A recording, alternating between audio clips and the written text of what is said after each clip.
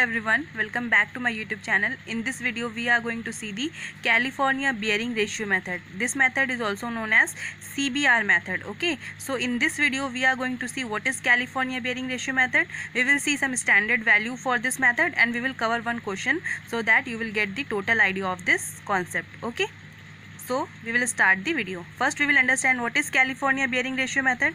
To understand the California bearing ratio method, let us assume that ये एक soil है, soil जो आपने 4 डेज़ के लिए सोक करके रखी है. ठीक है, तो इस सॉइल ये सॉइल है और वो ये क्या चीज़ है आपका, ये है plunger. Okay, so this is your plunger. Plunger का डाया आपका 50 mm का होता है. ठीक है, तो ये आपका प्लंजर है और यहाँ पर हमने एक डायल गेज कनेक्ट करके रखा है. डायल गेज क्यों कनेक्ट करते हैं?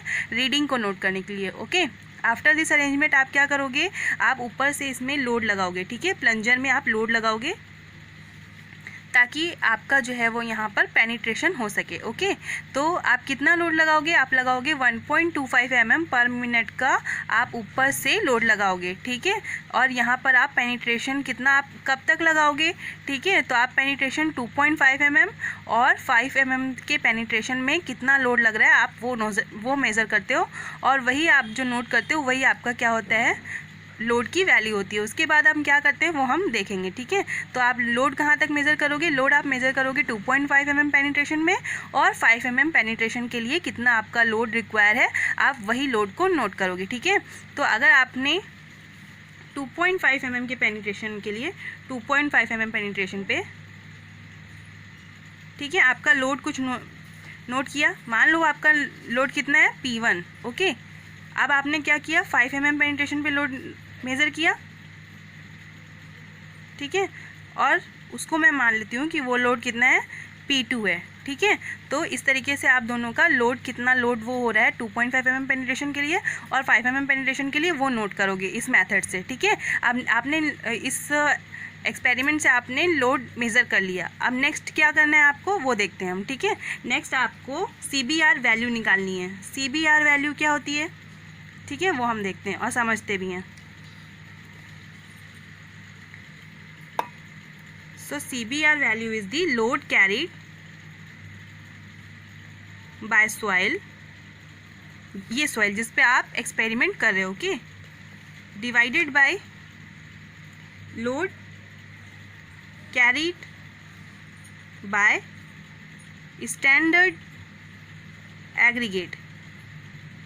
देखो इसका मतलब क्या हुआ कि आप स्टैंडर्ड एग्रीगेट को बेस मान रहे हो. ठीक है, आप इसे रेफरेंस मान रहे हो. ठीक है, जैसे स्पेसिफिक ग्रेविटी में क्या होता है, हम वाटर के रेफरेंस से निकालते हैं, इसमें आप क्या निकाल रहे हो, स्टैंडर्ड एग्रीगेट के रेफरेंस से. ठीक है, मतलब कि स्टैंडर्ड एग्रीगेट कितना लोड ले पा रहा है और आपकी सॉइल कितना लोड ले पा रही है उसका आपने परसेंटेज यहाँ पर निकाला है और इसी परसेंटेज को हम बोलते हैं CBR वैल्यू. ठीक है, 100 से मल्टीप्लाई किया तो आपका वैल्यू जो है परसेंटेज में ही आएगा. ठीक है, अब नेक्स्ट देख लेते हैं हम स्टैंडर्ड वैल्यूज़. ठीक है, स्टैंडर्ड वैल्यूज़ क्या है, ये load carried by standard aggregate आप यहाँ लिखा है, तो कितना स्टैंडर्ड लोड होता है that are carried by the standard aggregate. Okay, so यहाँ पर मैं लिखती हूँ standard values. Okay, standard values. अब देखो पेनिट्रेशन कितना, पेनिट्रेशन के लिए हम लोग मेज़र करते हैं 2 के लिए. ठीक है, एक 2.5 mm के लिए, ओके, और एक किसके लिए मेज़र करते हैं हम, 5 mm के लिए. अब हमारा स्टैंडर्ड लोड कितना होता है, स्टैंडर्ड लोड.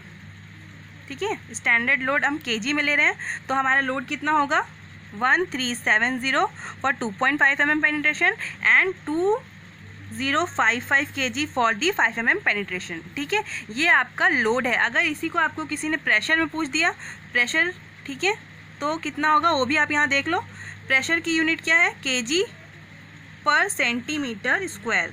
ओके, सो इसके लिए आपका क्या वैल्यू होगा, 2.5 mm पेनिट्रेशन के लिए इसकी वैल्यू होगी आपकी 70 और 5 mm पेनिट्रेशन के लिए आपकी इसकी वैल्यू होगी 105. Okay, so these are the standard values. So इसका मतलब क्या हुआ कि अगर आपने एक टेस्ट परफॉर्म किया सॉइल पर और मान लीजिए कि आपका जो लोड कैरिड बाय सॉइल आया वो मान लीजिए 60 kg आया, तो अब आप CBR वैल्यू कैसे निकालोगे? अगर आपका जो लोड कैरिड बाय सॉइल है 2.5 mm पेनिट्रेशन के लिए वो 60 आया. ठीक है, तो आप क्या करोगे, ऊपर में 60 लिखोगे और नीचे में क्या करोगे, 2.5 mm का स्टैंडर्ड लोड कितना है 1370, ठीक है। तो 60/1370 करोगे, इंटू 100 कर दोगे तो आपका CBR वैल्यू इन परसेंटेज आ जाएगा, ठीक है। तो अगर आपको ये अभी भी समझ में नहीं आया तो हम लोग एक क्वेश्चन करेंगे, तब आपको इसमें और अच्छे से समझ में आ जाएगा, ठीक है। और एक इंपॉर्टेंट क्वेश्चन देखेंगे जो कई बार वाइवाज में पूछा जाता है और बहुत सारे इंटरव्यूज़ में भी पूछा जाता है, ओके। हम आगे प्रोसीड करते हैं हमारे लेक्चर में, ओके। तो नेक्स्ट हम क्या देखेंगे, हमारे पास स्टैंडर्ड वैल्यूज़ हमने देख ली हैं। स्टैंडर्ड वैल्यूज़ के लिए हमने बोथ लोड भी देख लिया, प्रेशर भी देख लिया। अब हम क्या करेंगे बताइए, अब हम क्या करेंगे कि हमें CBR वैल्यू मान लीजिए हमने 2.5 mm पेनिट्रेशन के लिए निकाली और 5 mm पेनिट्रेशन के लिए निकाली, ठीक है। तो आपको वैल्यू लेनी कौन सी है, ठीक है, क्योंकि हम तो दोनों के लिए निकाल रहे हैं, लेकिन आपको CBR वैल्यू कौन सी CBR वैल्यू लेनी है वो मैं आपको यहाँ बताती हूँ, ठीक है। तो आपको 2.5 mm या 5 mm में से कौन सी लेनी है, मैक्सिमम ऑफ 2, ठीक है। आपने दोनों के लिए निकाला और इसमें से जो भी बड़ा जिसकी वैल्यू आएगी CBR वैल्यू, वही वैल्यू आपको लेनी है, ठीक है। याद रखिएगा, इन दोनों में से आपने जब CBR वैल्यू निकाल ली, उनमें से जो भी बड़ा आया आपको वही value as a CBR value consider करनी है, ओके।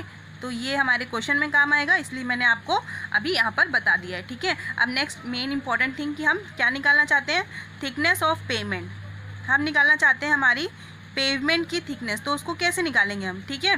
तो उसका फॉर्मूला होता है, थिकनेस को मैं T से डिनोट कर देती हूँ। तो उसका फॉर्मूला होता है 1.75, ठीक है, numerical value plus capital P, okay. Capital P मैं क्यों बोल रही हूँ वो भी मैं आपको समझाती हूँ, अपॉन CBR किस में, परसेंटेज में, ठीक है। ये चीज़ याद रखना, इसलिए मैं यहाँ पर परसेंटेज का साइन भी रख दे रही हूँ, ठीक है। Minus capital P upon small p into pi. ये क्या होता है पूरा रूट में, ठीक है। ये आप याद रखना, ये क्या होता है रूट में, ठीक है। मैं एक बार फिर से फॉर्मूला पढ़ दे रही हूँ ताकि आपको कोई भी प्रॉब्लम ना हो। 1.75 capital P upon CBR in percentage minus capital P upon small p into pi. अब क्या क्या चीज़ें यहाँ पर वो मैं आपको बता देती हूँ। CBR इन परसेंटेज तो आपको पता है कि हम कैसे निकालते हैं, ऐसे ही निकालते हैं, ठीक है। मैंने आपको समझाया है, लोड कैरिड बाय सॉइल जिसमें हमने एक्सपेरिमेंट किया, divided by the load carried by standard aggregate जो कि ये दिए हुए हैं, ठीक है। तो आप देखो यहाँ पर बचा क्या जो हमें पता नहीं है, कैपिटल P क्या है हमारा, व्हील लोड। जो गाड़ियाँ चल रही हैं उनके व्हील का लोड है ये, ठीक है। तो व्हील का स्टैंडर्ड लोड कितना होता है 4100 kg, ठीक है। एक व्हील का स्टैंडर्ड लोड है ये, हाँ, this is the standard load. Next we will see the small p क्या है आपका, यहाँ पर टायर का प्रेशर है, ठीक है, टायर प्रेशर। याद रखिएगा, capital P is the wheel load and small p is the tyre pressure. Tyre pressure generally कितना लेते हैं हम, 7 kg पर सेंटीमीटर स्क्वायर, ओके। और इसको क्या करते हैं हम, से क्या लेते हैं, capital P upon pi into a square, okay.